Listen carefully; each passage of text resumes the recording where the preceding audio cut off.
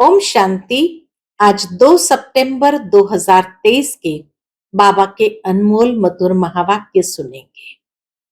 आज की मुरली में बाबा कहे, बच्चे तुम सबकी आत्मा की ज्योति उझाई हुई थी, बुझी हुई थी। बाप ने आकर ज्ञान दृत डालकर उस ज्योति को जगाया, और जैसे ही आत्मा की ज्योति जागती है अर्थात बृहस्पति की दशा बैठती है, और इस दशा से ही तुम विश्व के मालिक बन जाते हो। बाबा ने कहा, कलयुग और सतयुग में यही तो अंतर है। सतयुग में हर आत्मा की ज्योति जगी हुई है, इसीलिए हर घर में खुशियां खुशियां जैसे दिवाली है, अर्थात इतनी रौनक है। और कलयुग में हर आत्मा की ज्योति बुझी हुई है, उदासी और गम है, खुशियों का नामो निशान नहीं है। इसीलिए बाबा कहे दुखी हो गए, ऑर्फन्स बन पड़े। तो बाबा आकर फिर से उनको जगाते हैं। तो सुनते हैं आज के बाबा के अनमोल मधुर महावाक्य। ओम शांति। मीठे बच्चे, अभी तुम्हारी ज्योति जगी है। ज्योति जगना अर्थात बृहस्पति की दशा बैठना। बृहस्पति की दशा बैठने से ही तुम विश्व के मालिक बन जाते हो। आज की मुरली से प्रश्न है, सतयुग में हर घर की विशेषता क्या होगी? कलयुग में हर घर क्या बन गए हैं? उत्तर है, सतयुग में हर घर में खुशियां होगी, सबकी ज्योति जगी हुई होगी। कलयुग में तो घर घर में कमी, चिंता है, हर घर में अंधियारा है। आत्मा की ज्योति उझाई हुई है, बुझी हुई है। बाप आए हैं अपनी ज्योति से सबकी ज्योति जगाने, जिससे फिर घर घर में दिवाली होगी, यानी खुशियां ही खुशियां होगी। आज की मुरली से पहले गीत बजा है, माता ओ माता तू है जग की भाग्य विधाता। ओम शांति। बच्चों ने माँ की महिमा सुनी। यो वास्तव में उपमा तो एक की ही होती है। माँ को भी जगतम्बा बनाने वाला, जन्म देने वाला फिर भी कोई और है। ऐसी माँ को भी जन्म किसने दिया? कहेंगे, पतित पावन परम पिता परमात्मा शिव ने जन्म दिया। इसीलिए तो उनको शिव शक्ति भी कहा जाता है। फिर भी महिमा हो जाती है एक ही ज्ञान सागर पतित पावन परम पिता परमात्मा शिव बाबा की। वह बैठ बच्चों को अपना और अपनी रचना के आदि मध्य अंत का और पतितों को पावन बनाने का राज समझाते हैं। कैसे बाबा आकर पतित से पावन बनाते हैं, उसका राज समझाते हैं। ये तो बच्चे समझ गए हैं। इस समय पतित राज्य है, जिसको रावण राज्य कहा जाता है। अभी दशहरा आता है ना, ये तो समझाया गया है। ये सब अंधश्रद्धा के उत्सव है। ऐसे तो कोई है नहीं कि एक रावण था, लंका थी। लंका सिलोन को कहा जाता है। दिखाते हैं वहां सागर पर बंदरों ने पुल बनाए। वास्तव में ये सब है दंत कथाएं। ऐसे तो है नहीं कि 10 शीश वाला कोई रावण था, लंका में राज्य करता था। फिर तो उनकी एफिजी लंका में ही जलानी चाहिए। रावण को जलाने का भारत में ही रिवाज है, और कोई जगह नहीं जलाते। अखबार में भी यहाँ के लिए ही पड़ता है। सबसे जास्ती उत्सव मैसूर का महाराजा मनाते हैं। दशहरा का उत्सव बड़े धूमधाम से मैसूर का महाराजा मनाते हैं। पूरा राजमहल लाइट से सजाते हैं और बहुत अच्छा उत्सव मनाते हैं। उनका शायद इस दंत कथा से प्रेम दिखाई पड़ता है। बाबा कहे ऐसे करने से उनका इस दंत कथा से प्रेम दिखाई पड़ता है। अब इस पर समझाना तुम बच्चों का काम है कि एफिजी तो दुश्मन का बनाकर जलाया जाता है, जैसे आगे हिटलर की एफिजी बनाकर जलाते थे। हिटलर का भी पुतला बनाकर जलाते थे। दुश्मन तो बहुतों के होते हैं। अब रावण किसका दुश्मन था? भारतवासियों का दुश्मन था। परंतु दुश्मन को भी एक बार जलाया जाता है। ऐसे तो कोई भी नहीं करते जो हर वर्ष दुश्मन का एफिजी यानी बूत बनाकर जलाते। दुश्मन का एफिजी तो बनाते हैं, परंतु वर्ष वर्ष तो नहीं जलाते। ये रावण फिर कौन है जिसका भारत में बहुत समय से 10 शीश वाला एफिजी बनाकर जलाते रहते हैं? तो रावण है कौन और कैसे ये दुश्मन बना भारतवासियों का? और भारतवासी हर वर्ष क्यों जलाते हैं? यह दुश्मन कब से हुआ है जो मरता ही नहीं है? आखिर खत्म होगा या सदैव रहेगा ही? तुम बच्चे जानते हो भारत ही पवित्र था, फिर भारत को ही रावण ने अपवित्र बनाया है। अभी रावण राज्य है। अगर लंका का राजा था तो रानी भी होगी। तुम तो यह बातें मानेंगे नहीं। रावण अभी तक जीता है वह क्या? बाबा कहे पूछो, रावण अभी तक भी जीता है वह क्या? कुछ भी समझते नहीं। जीता है फिर उनकी एफिजी बनाकर जलाते रहते। एक बार जलाया फिर क्या हुआ? हर वर्ष जलाते रहते हैं। तो तुम बच्चों को समझाना चाहिए। कमेटी के बड़े जो बनते हैं, जैसे मैसूर का महाराजा है, वो बहुत मनाते हैं। फॉरेनर्स को भी देखने के लिए बुलाते हैं। समझेंगे शायद ऐसा हुआ होगा, परंतु ऐसा तो कभी हुआ नहीं है। नाटक बना देते हैं। रावण का भी नाटक बनाते हैं। तो इस रावण की बात पर समझाना है। बड़ी जबरदस्त बात है। अभी तुम रावण राज्य में बैठे हो। पतित दुनिया को ही रावण राज्य कहा जाता है। अभी राम राज्य और रावण राज्य का राज तुमको समझाया गया है। रावण 5 विकारों को कहा जाता है और कोई नहीं है। तुम समझ गए हो रावण का राज्य अभी भारत में है। भारत में ही दशहरा, दीपमाला आदि मनाते हैं। तो समझाना पड़े। अगर रावण जीता है तो रावण राज्य ठहरा ना।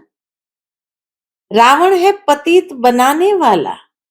तुम जानते हो 5 विकार जो कि इस समय सर्वव्यापी है, उनको ही रावण कहा जाता है। रावण के चित्र तो आगे दशहरे में निकले थे। इसमें तिथि तारीख भी डालनी पड़े। इस समय पतित का विनाश और पावन की स्थापना होती है। तुम पतित से पावन बन रहे हो। पावन बन जाएंगे फिर रावण संप्रदाय को आग लगेगी। रावण खत्म हो जाएगा फिर सतयुग में कोई एफिजी नहीं बनानी पड़ेगी। सब पावन बन जाएंगे। बाबा कहे सब पावन बन जाएंगे। आत्मा में सतो प्रधानता की जब ताकत थी तो जागती ज्योत थी। आत्मा में जब सतो प्रधानता की ताकत थी तो जागती ज्योत थी। पतित बनने से वह ज्योति बुझा गई है। आत्मा ही पतित बनी है। उड़ने की ताकत नहीं है। 5 विकारों से आत्मा आयरन एजेड बन गई है, ये जरूर समझाना है। आत्मा को जागृत करने वाला एक बाप है। यह तो सब कहते हैं ज्योति स्वरूप परम पिता परमात्मा आएगा। अब ज्योति स्वरूप तो तुम आत्मा भी हो, परम पिता परमात्मा भी ज्योति स्वरूप है। तुम्हारी आत्मा की ज्योति बुझ गई है, बाकी जाकर जरा सी रही है, एकदम बुझने पर है, थोड़ी सी हल्की सी रही है। मनुष्य मरते हैं तो रात दिन उनका दीवा जलाते हैं, दीवे की बहुत संभाल करते हैं। व्रत खत्म हो जाता है फिर और डालते हैं। आत्माओं का भी ऐसे हैं। बाप आकर सबकी ज्ञान से ज्योति जगाते हैं। ज्योति जगी हुई कितना समय चलती है, वह तो रात को जलाते हैं फिर धृत डालते जाते हैं। तुम्हारी अब ज्योति जग रही है, जगते जगते फिर जग ही जाएगी, सदा जागती ज्योत बन जाएंगे। ज्योति बुझने में 5000 वर्ष लगता है, फिर बाप आकर व्रत डालते हैं।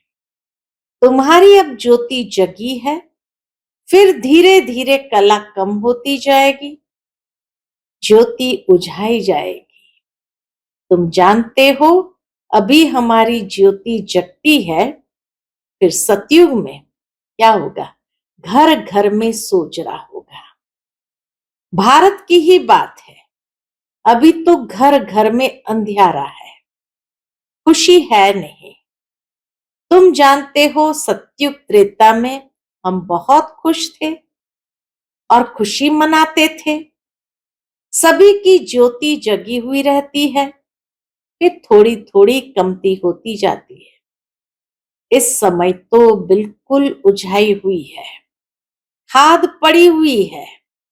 बाप आकर फिर ज्ञान का धृत डालते हैं, जिससे तुम फिर जागती ज्योत बन जाते हो। तुम्हारे ज्ञान चक्षु खुल जाते हैं। तुम जानते हो अभी हमारी सारी काया खलास हो गई है, राहु का ग्रहण लग गया है। तुमको काला होने में कितना समय लगता है, शुरू से लेकर थोड़ा थोड़ा होते फिर माया का प्रवेश होने से ही बहुत काले बन जाते हो। अभी तुम्हारे ऊपर राहु की दशा है, सबसे कड़ी है राहु की दशा। अभी फिर बृहस्पति की दशा बैठती है, क्योंकि अभी विश्व का मालिक बनने के लिए तुम वृक्षपति गुरु द्वारा पुरुषार्थ कर रहे हो। वृक्षपति गुरु के द्वारा पुरुषार्थ कर रहे हो। वृक्षपति कहो, बृहस्पति कहो, वह है अविनाशी गुरु। किसका? अविनाशी आत्माओं का। वह मनुष्य लोग आत्माओं का गुरु नहीं बनते हैं, वह मनुष्य का गुरु बनते हैं। दुनिया के गुरु खुद भी मनुष्य है तो मनुष्य के गुरु बनते हैं, वह आत्माओं का गुरु नहीं बन सकते। अभी बाप तुम्हारी आत्माओं का गुरु आकर बने हैं। वृक्षपति परम पिता परमात्मा है, तुम समझते हो। अब हमारे ऊपर बृहस्पति की दशा है।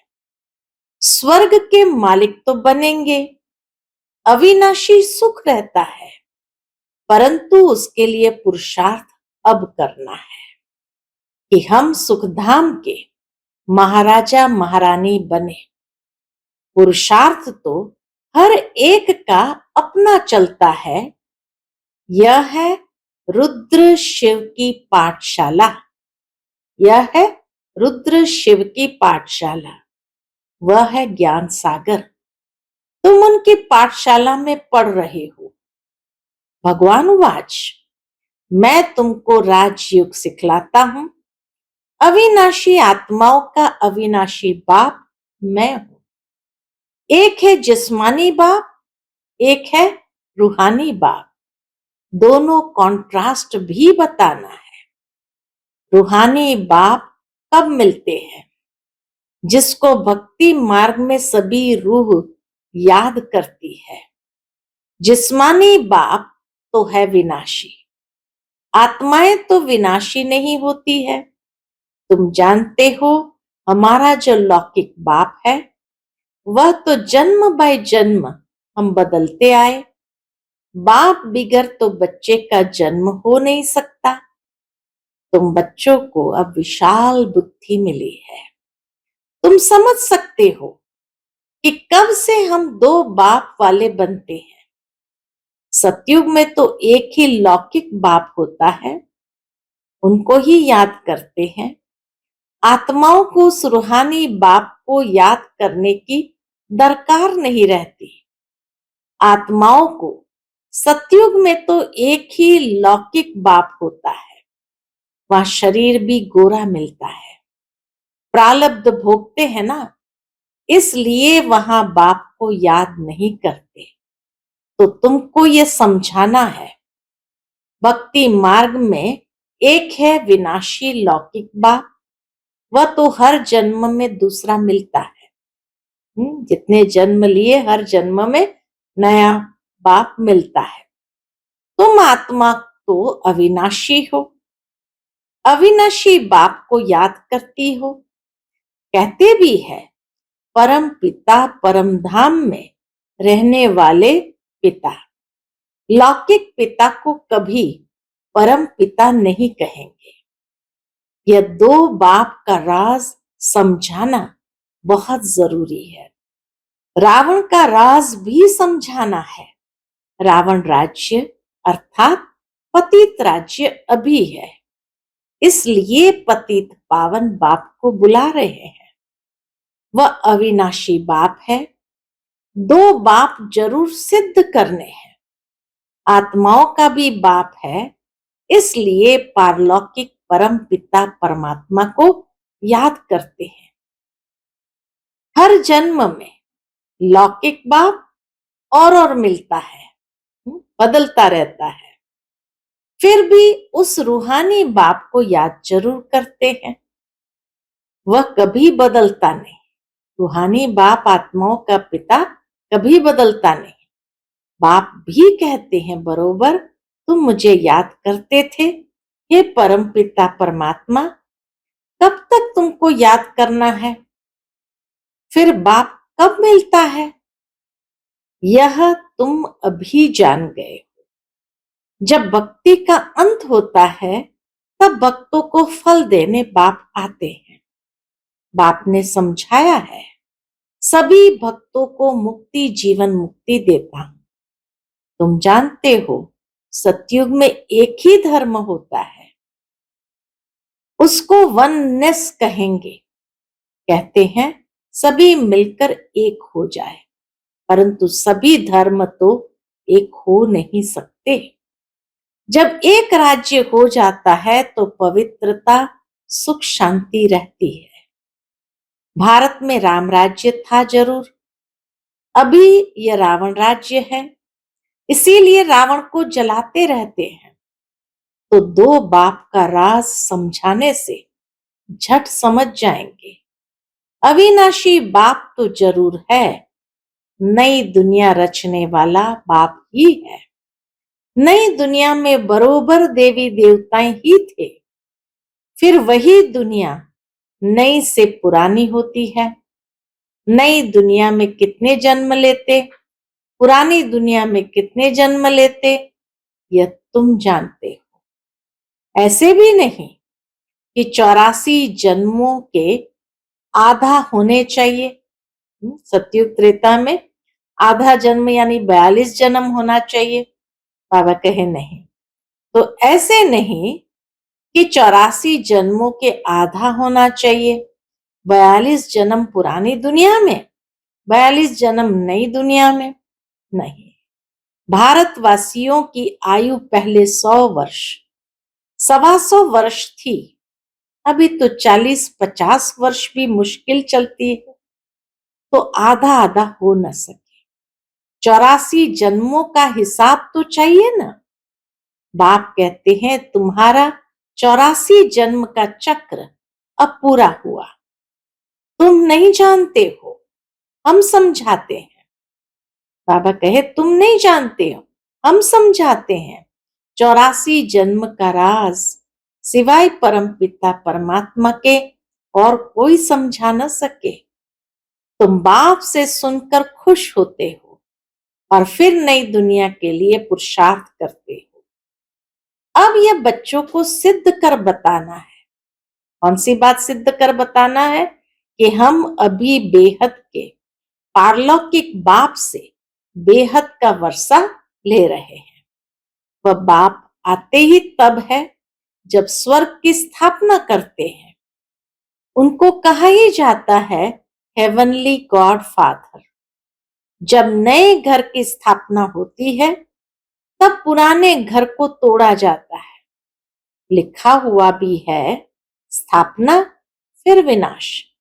स्थापना जब पूरी हो जाएगी तब विनाश होगा। स्थापना कराने वाला है परम पिता परमात्मा। इस ब्रह्मा द्वारा यह भी बाबा ने समझाया है। सूक्ष्म वतनवासी को तो प्रजापिता नहीं कहेंगे, वहां प्रजा होती नहीं, तो जरूर प्रजापिता ब्रह्मा यहां होगा। वही फिर अव्यक्त संपूर्ण बनेगा। वह तो है अव्यक्त, जरूर व्यक्त भी चाहिए। हाँ, बाबा कहे वह तो संपूर्ण अव्यक्त है सूक्ष्म वतन में ब्रह्मा बाबा, फिर जरूर व्यक्त भी चाहिए। जो फिर अव्यक्त होना है, दोनों अभी दिखाई पड़ते। प्रजापिता ब्रह्मा यहां भी है, सूक्ष्म वतन में भी है। प्रजापिता तो यहां चाहिए। जरूर प्रजापिता ब्रह्मा के बच्चे भी यहां ही है। प्रदर्शनी में दो बाप का राज समझाना है। कायदा तो है एक एक को अलग अलग समझाया जाता है। अब वहां किसको कैसे समझाएं?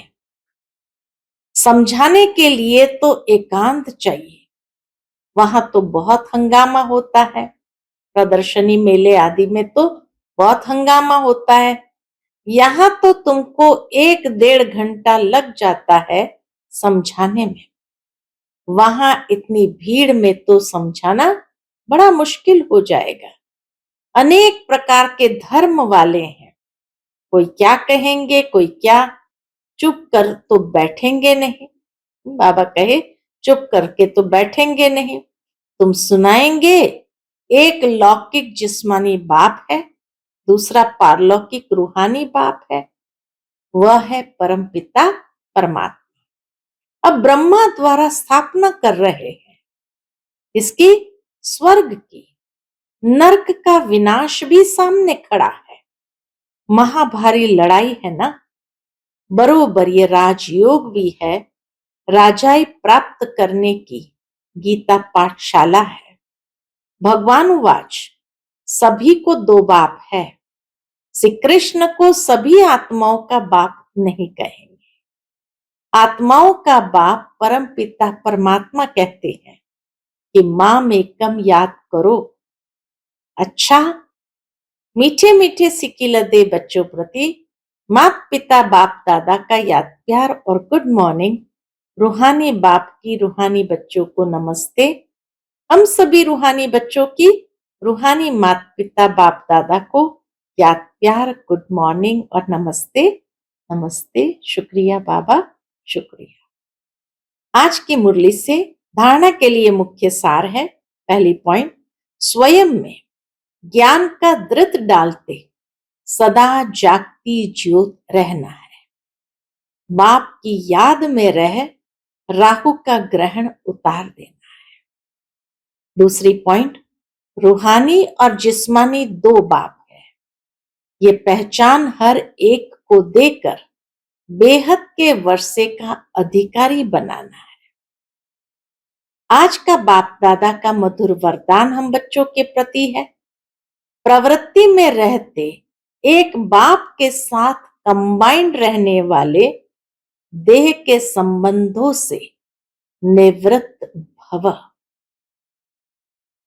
प्रवृत्ति में रहते एक बाप के साथ कंबाइंड रहने वाले देह के संबंधों से निवृत्त भव। प्रवृत्ति में अगर पवित्र प्रवृत्ति का पाठ बजाना है तो देह के संबंधों से निवृत्त रहो। मैं पुरुष हूं, ये स्त्री है, ये भान स्वप्न में भी नहीं आना चाहिए। आत्मा भाई भाई है तो स्त्री पुरुष कहां से आए? युगल तो आप और बाप हो। यह तो निमित्त मात्र सेवा अर्थ है, बाकी कंबाइंड रूप में आप और बाप हो। ऐसा समझकर चलो, तब कहेंगे हिम्मतवान विजयी आत्मा। आज का स्लोगन है, सदा संतुष्ट और सदा खुश रहने वाले ही खुश नसीब तीव्र पुरुषार्थी है। सदा संतुष्ट और सदा खुश रहने वाले ही खुश नसीब तीव्र पुरुषार्थी है। अच्छा, ओम शांति।